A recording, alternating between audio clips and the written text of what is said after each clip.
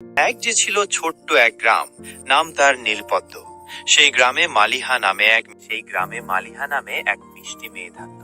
মালিহার একটা অদ্ভুত গুণ ছিল, সে গাছপালা আর পশু পাখিদের ভাষা বুঝতে পারত। কিন্তু এই কথা গ্রামের কেউ বিশ্বাস করত না। সবাই ভাবত মেয়েটা একা একা বাতাসে কথা বলে। মালিহার সবচেয়ে প্রিয় বন্ধু ছিল বনের এক বুড়ো বটগাছ। মালিহা প্রতিদিন বিকেলে সেই বটগাছের ছায়ায় গিয়ে বসতো আর নিজের সারাদিনের গল্প শোনাতো। এক বছর গ্রামে প্রচন্ড খরা দেখা দিল। নদী নালা শুকিয়ে ফেটে চৌচির, ফসলের মাঠ ধু ধু করছে। গ্রামের মানুষ জলের জন্য হাহাকার করতে লাগলো। বৃষ্টির কোনো লক্ষণই নেই। একদিন মালিহা মন খারাপ করে বটগাছের নিচে গিয়ে বসলো। সে দেখলো বটগাছের পাতাগুলো শুকিয়ে ঝরে পড়ছে। মালিহা গাছের গায়ে হাত রেখে ফিসফিসিয়ে বলল, দাদু, তোমরাও কি তৃষ্ণায় কষ্ট পাচ্ছ? আমি কিভাবে তোমাদের সাহায্য করতে পারি? হঠাৎ মালিহা একটা মৃদু কণ্ঠ শুনতে পেল। মনে হলো বাতাস ফিসফিস করে বলছে, ঝর্ণার জল আটকে গেছে কালো পাথরে। পাহাড়ে যাও মালিহা, পাহাড়ের কান্না থামাতে পারলে তবেই গ্রামে জল ফিরবে।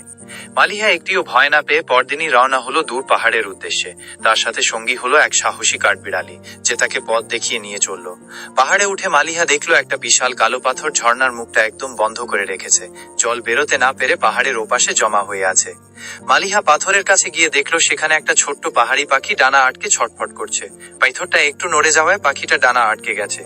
মালিহা বুঝতে পারলো পাহাড় আসলে কাঁদছে, কারণ এই ছোট্ট পাখিটা ব্যথায় ছটফট করছে আর পাথরটা সেই যন্ত্রণায় ঝর্ণার মুখ চেপে ধরেছে।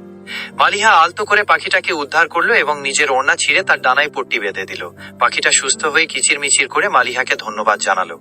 বিস্ময়কর ভাবে পাখিটা মুক্ত হতেই যেন পাহাড়ের মন গলে গেল। বিশাল কালো পাথরটি আপনা আপনি একপাশে সরে গেল, আর সাথে সাথে কলকল শব্দে স্ফটিকের মতো পরিষ্কার জল পাহাড় বেয়ে নিচের দিকে নেমে চলল।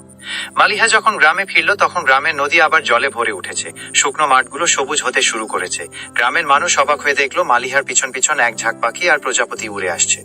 সেদিন থেকে গ্রামের মানুষ মালিহার কথা বিশ্বাস করতে শুরু করলো। তারা বুঝতে পারলো যে প্রকৃতিকে ভালোবাসলে প্রকৃতি কখনো আমাদের খালি হাতে ফিরিয়ে দেয় না। মালিহা আর কার বনের বন্ধুরা মিলে নীলপদ্ম গ্রামকে আবার এক টুকরো স্বর্গ বানিয়ে তুললো।